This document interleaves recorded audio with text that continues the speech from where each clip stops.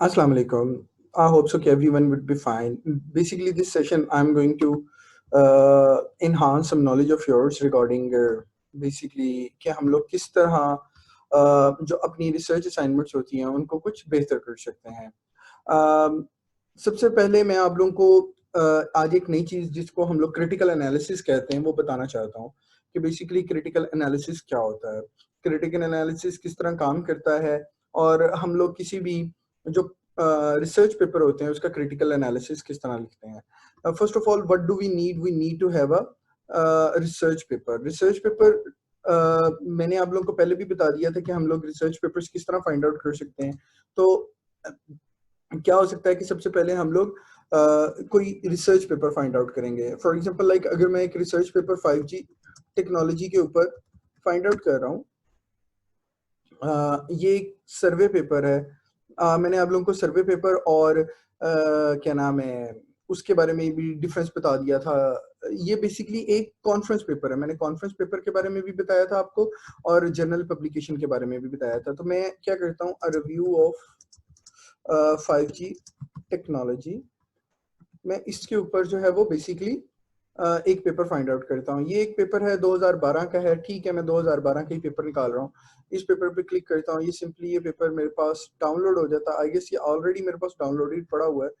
Still अगर ये मेरे पास डाउनलोड हो जाता है तो मैं इस पेपर को ओपन करता हूँ। दिस टॉपिक इज अबाउट कि हम लोग क्रिटिकल एनालिसिस किस तरह करते हैं। किसी भी रिसर्च पेपर का हम लोगों ने क्रिटिकल एनालिसिस करना है, वो हम क्रिटिकल एनालिसिस किस तरह कर सकते हैं। अच्छा, मेरा जो है ये वाला आई गेस हम पेपर कर रहे थे, तो मैं इस पेपर को इधर ओपन कर लेता हूँ अपने पास। ये मैंने एक एवोल्यूशन ऑफ 5G टेक्नोलॉजी के नाम से एक पेपर मैंने जो है वो डाउनलोड कर लिया। The very foremost important thing is that first of all whenever you people are asked to write a critical view of a research paper, future के अंदर जब आप लोगों ने रिसर्च करने जाना है तो there are hundred and hundreds of research paper जिसको आपने पढ़ना होता है। तो हम एक रिसर्च पेपर को किस तरह पढ़ सकते हैं, उसमें बेसिकली इसको हम बेसिकली क्रिटिकल रिव्यूइंग कहते हैं। सबसे पहले तो आपने एक इंक्लूसिव क्राइटेरिया डिफाइन करना होता है। इंक्लूसिव क्राइटेरिया बेसिकली क्या होता है? इंक्लूसिव क्राइटेरिया इज अबाउट कि आप लोग किसी भी रिसर्च पेपर के अंदर से क्या चीज फाइंड आउट करना चाहते हैं। मोस्टली इट इज सजेस्टेड कि आप जो है वो इंक्लूसिव क्राइटेरिया लिख लिया करें। इंक्लूसिव क्राइटेरिया में फॉर एग्जांपल लाइक मैं फाइंड आउट करना चाहता हूँ what is 5G technology, number how does 5G technology works, what are the requirements to have an effective 5G network, what is the sorry what is the apologies what is the range of 5G technology radius। सो इस तरह के बहुत सारे questions हैं। इन चीज़ों को, इन questions को हम बेसिकली कहते हैं इंक्लूसिव क्राइटेरिया। जब कभी भी हम रिसर्च स्टार्ट करने लगते हैं, जब कभी भी हम कोई क्रिटिकल एनालिसिस करने लगते हैं, तो हम लोगों को सबसे पहले इंक्लूसिव क्राइटेरिया बताना पड़ता है। तो वो जो इंक्लूसिव क्राइटेरिया होता है, बताना पड़ने से मुराद ये होती है कि हमारे पास इंक्लूसिव क्राइटेरिया होना चाहिए, या ये इंक्लूसिव क्राइटेरिया हमें किसी सुपरवाइजर की तरफ से प्रोवाइड कर दिया जाता है। मसलन आप लोग प्रपोजल लिखने जा रहे हैं, तो प्रपोजल का कोई टॉपिक है, तो उस टॉपिक में से आप लोगों ने फाइंड आउट करना होगा कि मैं इस टॉपिक इस प्रपोजल के अंदर क्या क्या चीजें लिखूंगा। अगर आप क्रिटिकल एनालिसिस की तरफ जा रहे होते हैं, तो क्रिटिकल एनालिसिस के अंदर भी आप फाइंड आउट कर रहे होंगे कि बेसिकली क्रिटिकल एनालिसिस के अंदर मैं किन किन चीजों को टारगेट कर रहा हूँ। जैसे अगर फॉर एग्जांपल लाइक ये मेरा मैं अगर कहता हूँ कि ये मैंने क्रिटिकल एनालिसिस करना है और किस पेपर पे करना है, इस पेपर के ऊपर करना है, तो मुझे ये तमाम मुझे इन तमाम चीजों के जो आंसर्स हैं इस रिसर्च पेपर में से फाइंड आउट करने पड़ेंगे। तो ये बेसिकली हमारा क्रिटिकल एनालिसिस होता है। फॉर एग्जांपल लाइक मैं सबसे पहले एब्स्ट्रैक्ट पढ़ूंगा।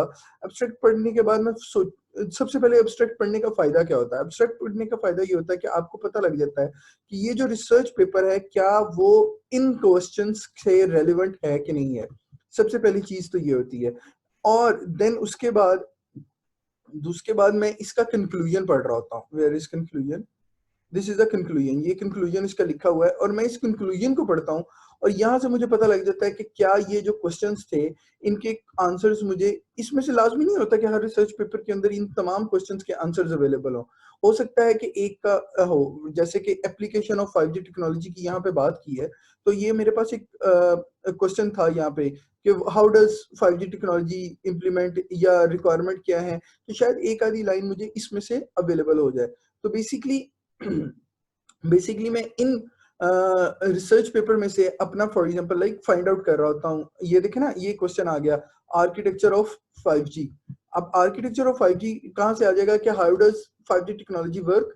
तो आर्किटेक्चर ऑफ 5G को जब मैं पढ़ूंगा और उसको अपने अल्फाज में मैं लिखना शुरू करूंगा तो मुझे चीजें क्लियर होना शुरू हो जाएंगी। अच्छा, समटाइम्स क्या होता है कि बहुत सारी चीजें ऐसी होती हैं, बहुत सारी टर्मिनोलॉजीज ऐसी होती हैं कि जो कि हमें क्लियर नहीं हो रही होती, तो ऑब्वियसली उन टर्मिनोलॉजीज या उन चीजों को आपको सेपरेटली समझना पड़ रहा होता है। तो आप उसको सेपरेटली क्या कहते हैं, गूगल के ऊपर सर्च कर सकते हैं। जैसे ये एक टर्मिनोलॉजी यहाँ पर लिखी हुई है, www is being made on dev web. अब डेव वेब क्या है, डायनामिक एडहॉक वायरलेस नेटवर्क है, कोई डॉन उसको कहते हैं। ये बहुत सारी चीजें ऐसी होती हैं जो कि इररेलेवेंट होती हैं। अगर ये चीजों में आप लोग मतलब डिटेल में जाना चाहते हैं उस क्रिटिकल एनालिसिस के, तो जब आप हमने डिटेल में नहीं जाना होता, हमने सिर्फ अपने इंक्लूसिव क्राइटेरिया हमने सिर्फ अपने इंक्लूसिव क्राइटेरिया को फाइंड आउट करना होता है। इसलिए जब कभी भी हम किसी भी रिसर्च पेपर का क्रिटिकल एनालिसिस करते हैं, क्रिटिकल एनालिसिस सबसे ज्यादा जरूरी है। और क्रिटिकल एनालिसिस हम तब ही कर सकते हैं जब हमारे पास इंक्लूसिव क्राइटेरिया होता है। इंक्लूसिव क्राइटेरिया हम खुद डिफाइन कर रहे होते हैं। हमें पता होना चाहिए कि हम रिसर्च पेपर को जब फाइंड आउट, मतलब मैं मतलब एक टॉपिक है 5G टेक्नोलॉजी। अब 5G टेक्नोलॉजी के ऊपर जी आपने रिसर्च करनी है। अब मैंने 5G टेक्नोलॉजी के ऊपर कैसे रिसर्च करनी है, 5G टेक्नोलॉजी के ऊपर रिसर्च करने के लिए मुझे उसको शॉर्ट डाउन करना पड़ेगा। 5G टेक्नोलॉजी एक बहुत बड़ी डोमेन है, तो मैं 5G टेक्नोलॉजी को शॉर्ट डाउन करता जाऊंगा। मैं देखूंगा कि 5G टेक्नोलॉजी में ये तमाम चीजें सबसे पहले जानने के बाद फिर मैं 5G आर्किटेक्चर के बारे में बात करूंगा। फिर मैं 5G की चैलेंजेस के बारे में बात कर लिया, लिमिटेशंस के बारे में बात कर लिया, एप्लीकेशंस के बारे में बात कर सकता हूँ, आर्किटेक्चर के बारे में बात कर सकता हूँ, 5G एंटीनास के बारे में बात कर सकता हूँ। ठीक है, 5G साइड इफेक्ट्स के बारे में बात कर सकता हूँ, how to improve 5G throughput के बारे में बात कर सकता हूँ, what could be the future of 5G।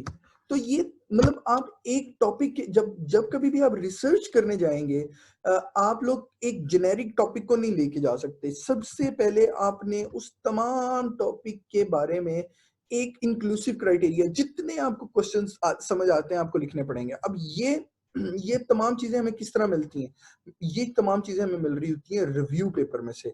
अब रिव्यू पेपर में आप देख रहे होते हैं कि रिव्यू पेपर या सर्वे पेपर, मैं एक सर्वे पेपर भी निकालता हूँ, ये बल्कि लिखा हुआ है survey of 5G technology network.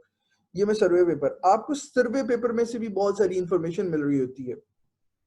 तो आप जब कभी भी फ्यूचर के अंदर रिसर्च करने जाएंगे, इवन दो कि if you, I will suggest that you people should select research as your final year project. तो फाइनल ईयर प्रोजेक्ट के अंदर ये तमाम चीजों के अंदर जब आप रिसर्च करने जाएंगे, तो at that time you must have to find out the key component, जिसके बारे में मतलब एक छोटे से कंपोनेंट के बारे में आपको रिसर्च करनी पड़ेगी। और उसमें जाके आप लोगों को जो है वो ये करना पड़ेगा, क्या नाम है, रिसर्च करना पड़ेगा, मतलब प्रॉब्लम को फाइंड आउट करना पड़ेगा। सो ये क्रिटिकल एनालिसिस आपको बताना जरूरी था। ये it is very much important and relevant to your second sessional as well. तो आप लोगों को इस चीज का आइडिया भी होना चाहिए कि क्रिटिकल एनालिसिस क्या होता है। तो इन केस अगर कभी आपको कोई रिसर्च पेपर प्रोवाइड किया जाता है, इन केस अगर आपको कोई हेल्पिंग मटेरियल प्रोवाइड किया जाता है, इन केस आपको कोई स्लाइड्स प्रोवाइड की जाती हैं, कोई बुक का चैप्टर दिया जाता है और आपको कहा जाता है कि ये बेसिकली क्वेश्चंस हैं, इस रेलिवेंट मटेरियल में से निकाल के इसके ऊपर क्रिटिकल एनालिसिस लिखो। तो क्रिटिकल एनालिसिस जब कभी भी आप लोगों ने लिखना होगा, आप लोग क्वेश्चंस बनाए जो उसके अंदर बने होंगे, उन क्वेश्चंस को एज अ हेडिंग में कन्वर्ट कर लेंगे। मसलन बहुत सारे क्वेश्चंस उस टॉपिक के अंदर दिए गए होंगे, उनको हेडिंग्स में कन्वर्ट करेंगे, उधर से पढ़ते जाएंगे और उनको अपने अल्फाज में critical analysis is always about your understanding. कभी भी हाँ, वो पेपर किधर गया, Critical analysis is not about anything else. Critical analysis is all about your understanding. तो मतलब मैं अगर यहाँ से कुछ पढ़ रहा हूँ तो मैं इस चीज को नहीं लिखूंगा. I will be writing out my understanding. अगर मैं evolution of 1G to 5G के बारे में कुछ लिखूंगा, first generation, second generation के बारे में कुछ लिखूंगा, then it will be my understanding. And the most important thing is the citation. For example, like ये 1 लिखा हुआ है यहाँ पर, ठीक है. अगर आपने फर्स्ट जनरेशन के बारे में कुछ लिखा है और यहाँ से पढ़ के लिखा है और आपने साइटेशन नहीं दी, तो आपको क्या करना होगा, आप सबसे नीचे जाएंगे, यहाँ पर 1 के ऊपर जाएंगे, इसको आप लोग कॉपी करेंगे, इसको गूगल स्कॉलर के ऊपर पेस्ट करेंगे, इस पेपर को फाइंड आउट करेंगे. और आपको मैंने बताया था कि एंड नोट की एक्सटेंशन हम लोग किस तरह अनेबल करते हैं. यहाँ से जाके हम लोग एंड नोट को अनेबल कर लेते हैं. एंड नोट का लिंक भी प्रोवाइड कर दिया हुआ है, यूज करने का तरीका भी बता दिया.